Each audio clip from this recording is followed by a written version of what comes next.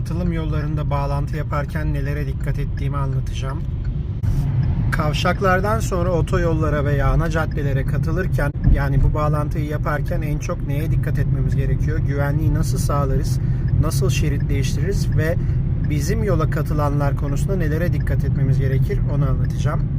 Şimdi dönüşün bitmesini bekliyorum. Dönüş biter bitmez yola çıkmıyorum. Önce arabayı tamamen sağ tarafa yaklaştırıyorum. Yani kendi şeridime giriyorum.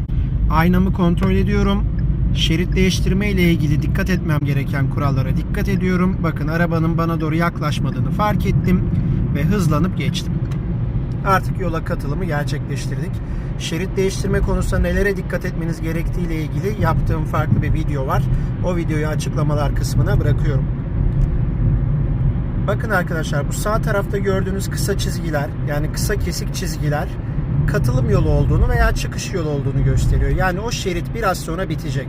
O şeritten ya çıkış yapacaklar, ileride gördüğünüz gibi çıkış şeridi, ya da bizim şeride geçiş yapacaklar. Bunu bilerek hareket etmemiz gerekiyor. Ve biraz sonra bizim yola katılan başka araçlar olacak. Onları göreceğiz.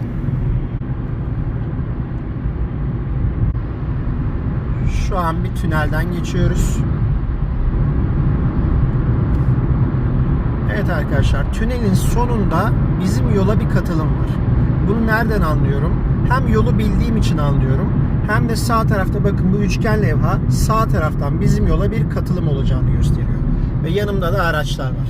Ben bu araçla yan yanayım. Ondan hızlıyım. O yüzden devam ettim. Ama o araç benim biraz daha önümde olsaydı yola katılması için ona fırsat tanırdım. Yani hızlanıp onunla yan yana gelmek yerine, kendimi de onu da tehlikeye atmak yerine mevcut hızımı korurdum. Onun yola bağlanmasını beklerdim. Geride kalarak hakim durumda olmak, kontrolü elimizde tutmak her zaman daha iyidir. Bakın, sağda yine kısa kesik çizgiler olan bir şerit var. Hem katılım hem çıkış şeridi. Sağdan çıkanlar da olacak, önümüze katılanlar da olabilir. Bu kontrolü yaparak devam ediyoruz. Bakın, ileride yine katılım olduğunu gösteriyor bu levha ve sağdan katılım var. Zaten araç çok uzakta ve yola çoktan katıldı. Kafamı tekrar çevirip aynaya bakıyorum. Başka katılan var mı? Son anda hızla gelen bazı araçlar olabiliyor yolun sonuna yetişmek için. Onu ara sıra, yani katılım yolu tam bitmek üzereyken sağ aynama bir bakıp kendimi güvence altına alıyorum. Son anda hızla gelen olur mu olmaz mı, bunu kontrol ediyorum. Tekrar devam ediyoruz. İleride sağ taraftan bir katılım daha var. Yine bu levha bunu gösterdi. Şurası çıkış şeridi. Bakın, yine kısa kesik. O şeride girmiyorum eğer yoldan çıkmayacaksam. İleride de bize katılım şeridi. Bakın, o şerit çizgileri de kısa kesik ve bu araç benden ileride. Biraz hızımı azalttım. Onun önüme girmesini bekliyorum. Bakın, kısa çizgiler görüyor musunuz? Bu soldakilerle aynı boyda değiller. Ve bitti. Yani o şerit çizgisi geçiciydi. O şerit geçici bir katılma şeridiydi, bağlanma şeridiydi, hızlanma şeridi de diyebilirsiniz. O şeritteki araçlar hızlanıp yola katılım yapabilsinler diye bu şekilde. Yani biz bir kavşaktan döndük, farklı bir yola girdik arkadaşlar. Eğer o kısa kesik şerit çizgileri bizim solumuzdaysa henüz yola katılmadık demektir. Bizim bir an önce o kesik çizgilerin sol tarafına geçmemiz gerekiyor ki yola girmiş olduğumuzu anlayalım. Evet, devam ediyorum. Burası yine çıkış şeridi. Bakın, yine katılım varmış. Aynı levha var ve sağdan araç çıkıyor. Bizden ileride zaten önümde bir araç daha var. Önümdeki araç bakın hızını hiç azaltmadı. O araç da biraz sonra hızlanıp önüne girdi. Bense mevcut hızımı koruyarak sakin, rahat bir şekilde devam ettim. Katılım yollarında arkadaşlar, eğer katılım yolundan gelen araç sizden mesafe olarak daha ilerideyse hızınızı arttırmayın. Onu geçeyim, bir an önce yolu alayım diye düşünmeyin. O çünkü çapraz bir açıyla geldiği için aynasına baktığında tam olarak yan şeridi göremeyebilir. Bu konuda acemi olabilir, yeterli bilgi sahibi olmayabilir. Haliyle bir anda yola atlayabilir. Böyle durumlarda panik yapmamak için mevcut hızınızı koruyun. Hatta gerekirse biraz gazdan ayağınızı çekerek aracınızı yavaşlatın. Çünkü o aracın sizin şeridinize girmesini beklemeniz her zaman en doğru seçenektir. Ama eğer yan yana görünüyorsanız veya katılım yolu çok uzaktan geliyorsa, ben o araçtan daha önce devam edebilirim diye düşünüyorsanız ve buna eminseniz devam edin arkadaşlar. Yani kural olarak zaten katılım yolundan gelen araçların size yol vermesi gerekiyor.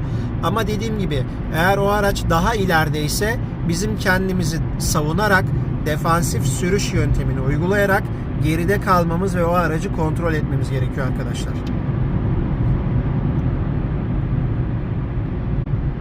Burada tekrar bir katılım yolu var arkadaşlar. Bakın bu araç benden biraz ileride ve hızlı da gidiyor. Ben hızımı arttırmadım. Aynı hızda devam ediyorum.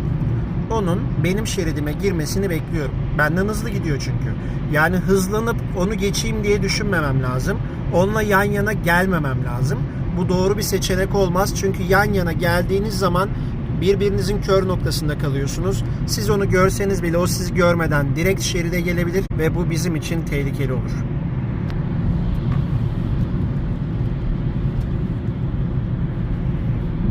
Kavşak çıkışlarından ana yola katılan araçları gördüğümüzde neye dikkat ettiğimizle alakalı en önemli detayların tekrar üzerinden geçiyorum. Ana yolda giderken kavşak çıkışlarından ana yola katılan araçları gördüğümüz zaman dikkat etmemiz gereken şey araçların hızını incelemek. Yani biz mevcut hızımızı korumaya devam edeceğiz.